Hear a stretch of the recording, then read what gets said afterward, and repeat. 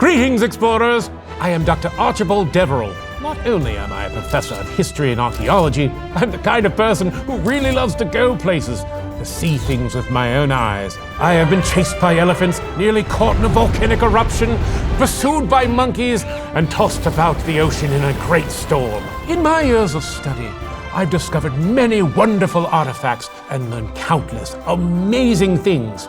Now I take the time to share them with everyone I can, because when one person grows in wisdom and knowledge, everyone benefits. Welcome to my study. This is where I keep many of the artifacts from my trip.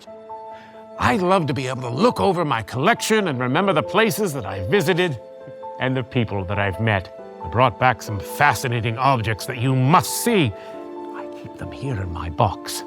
The first object I want to show you is one that no explorer can live without.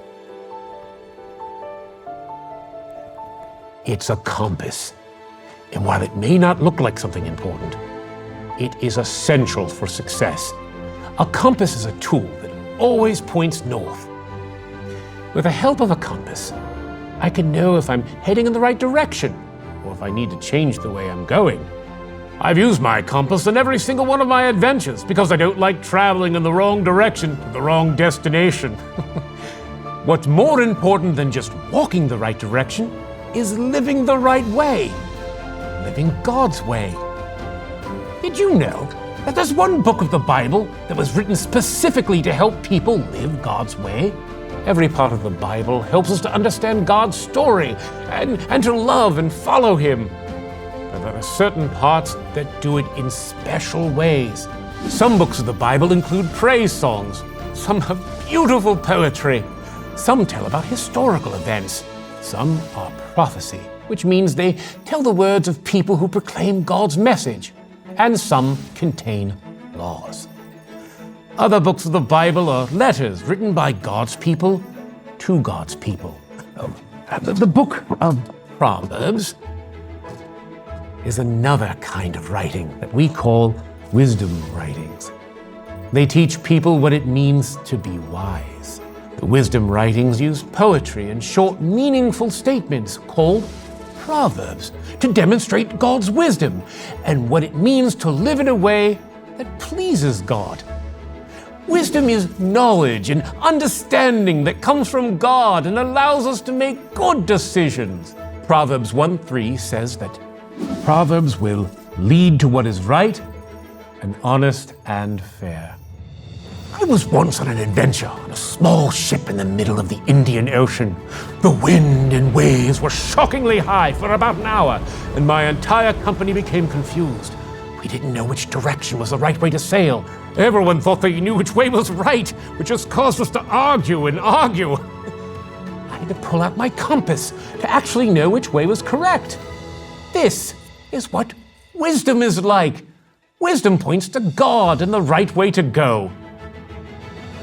There was once a king in Israel named Solomon. He was the son of the great King David. Solomon knew that God was a source of wisdom, that all knowledge and good judgment comes from Him. So Solomon asked God to give him wisdom above all else. And that's exactly what God did. As a result, Solomon was one of the wisest people to ever live. Solomon used his wisdom to lead Israel, and he wrote down Proverbs so that we can learn about God's wisdom too. Some of Solomon's writings are recorded in the book of Proverbs. Since he knew that God is the giver of all wisdom, Solomon wrote, "If you really want to gain knowledge, you must begin by having respect for the Lord. But foolish people hate wisdom and instruction." All wisdom begins with God, because He is the source of wisdom. He made the whole world and everything good within it. Foolish people will reject learning from God, but those who are wise go to Him first. One way God provides us with wisdom is through other people in our lives.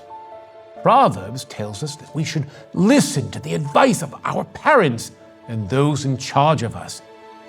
It isn't always the case, but grown-ups usually want what is best for us and have a lot of experience to share.